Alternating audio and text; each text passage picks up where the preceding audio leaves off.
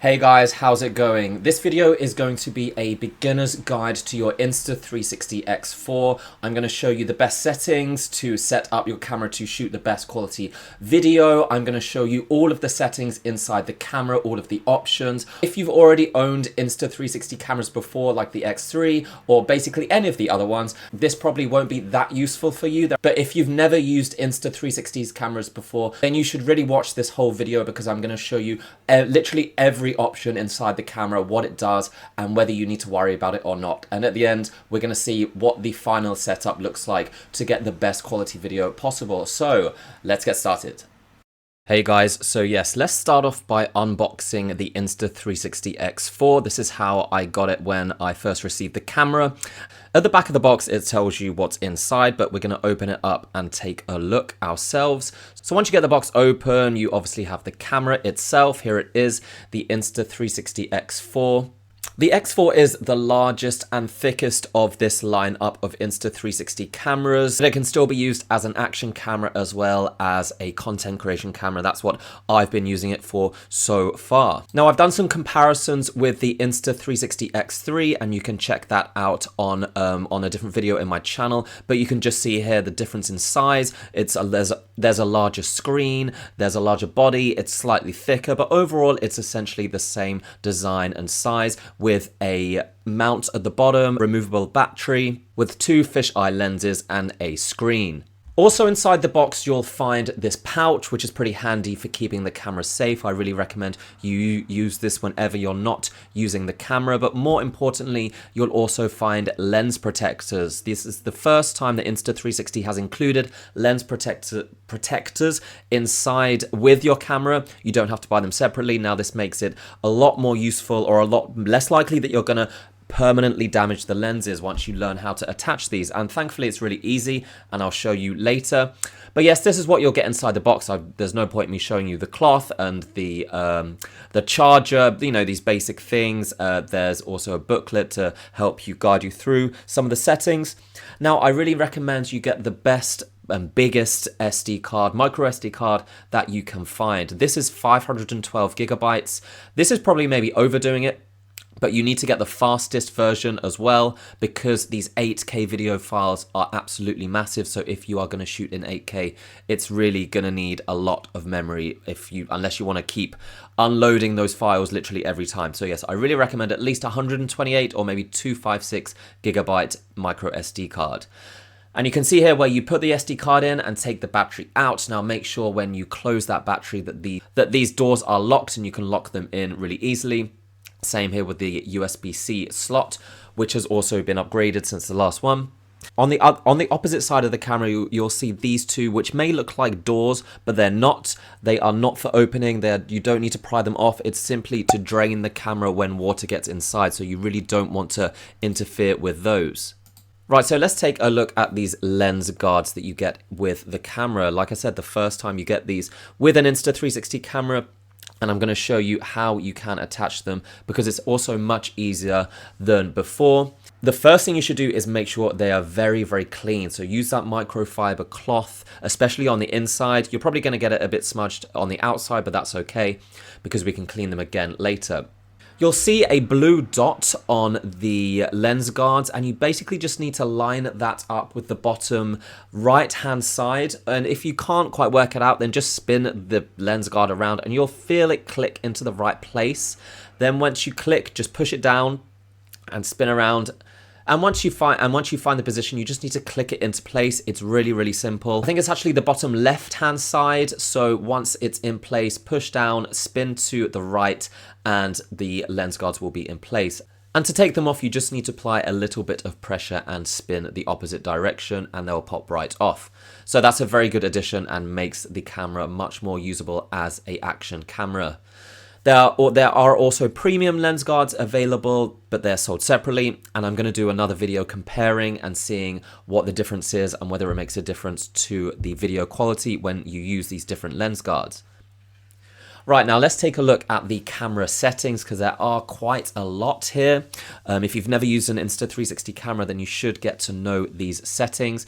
The first one is for using these lens guards, you need to, whenever you're attaching them, make sure you are selecting on the menu the lens guard option that applies. So if you're using those standard lens guards, select the standard lens guards in the lens guard option, because otherwise the stitching will not be accurate or won't be right and your video will look a bit weird. So make sure you do that. Let's take a look at some of the shooting options we have in the camera. For the highest resolution, best option we have here is 8K at 30 frames per second, but we also have 5.7K at 60 and 4K at 100. Actually, shortly after the Insta360 X4's release, there was a software update which added another video mode called 5.7K Plus. Now, that basically boosts the quality of your 5.7K video. It's better than the 5.7K, but takes up less memory than the 8K and reduces the chances of the camera overheating. So basically, it's somewhere in between 8K and 5.7K in terms of video quality. But if you did want to save some memory, or you found that camera overheating a lot when shooting 8K, because it may do that particularly in hot weather, then you may want to select that mode.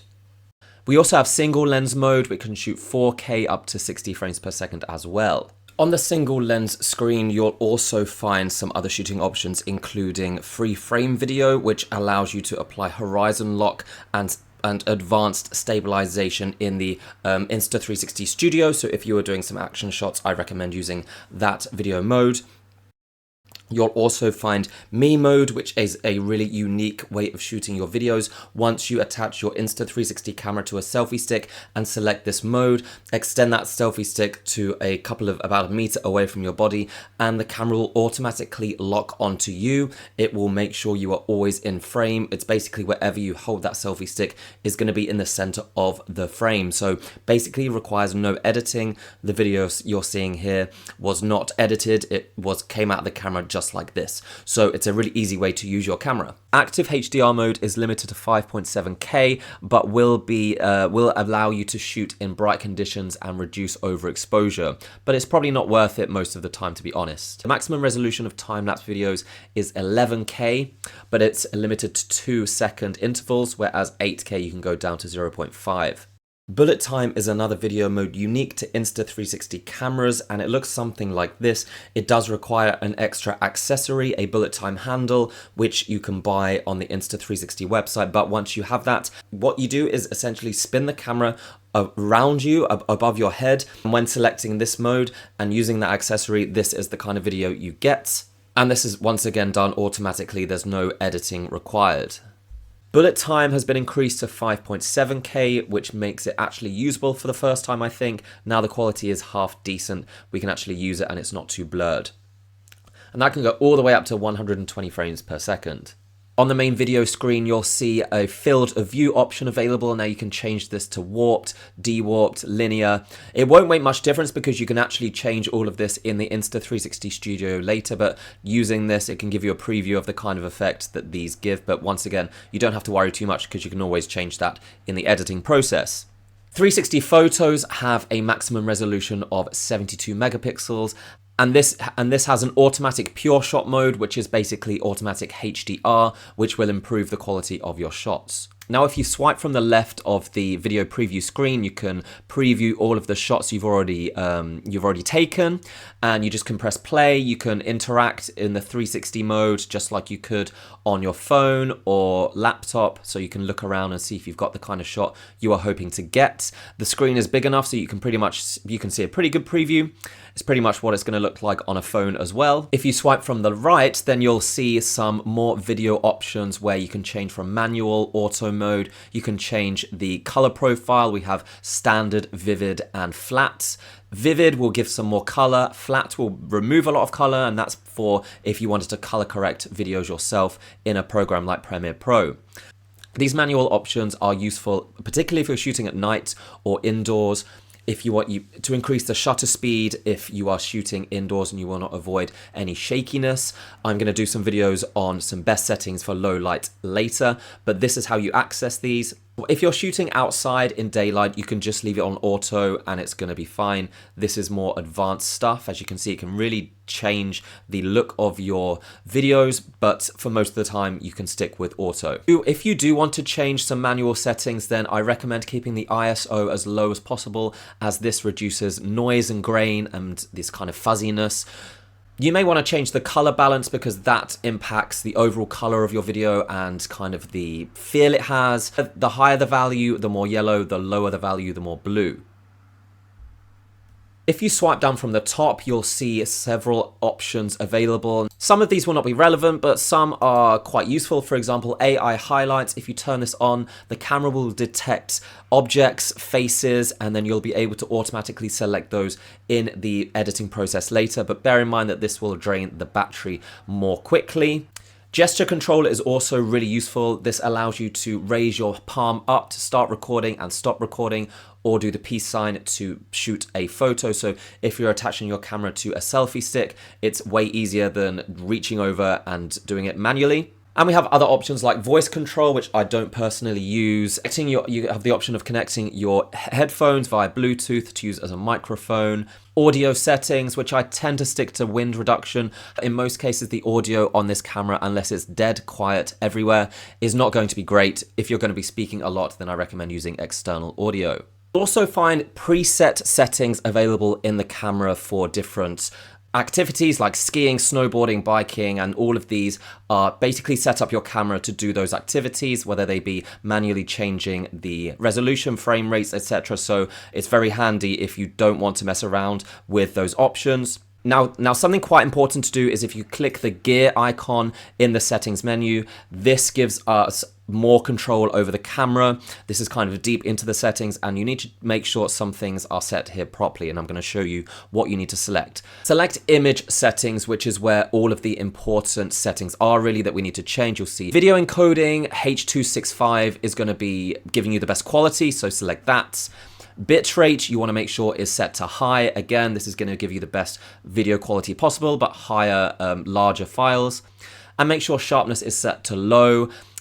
Increased sharpness just makes the videos look a bit strange in my opinion, and I suggest just setting auto to anti-flicker. That's going to depend where you are in the world, but it should work automatically to set that for you. So those are basically the settings that are the most important, that have the most impact on the quality of your video, as long as they're set to, as you can see here, take a look, copy these, then you should be good to go, and you're going to get the best chance of getting the highest quality video possible with your Insta360 X4.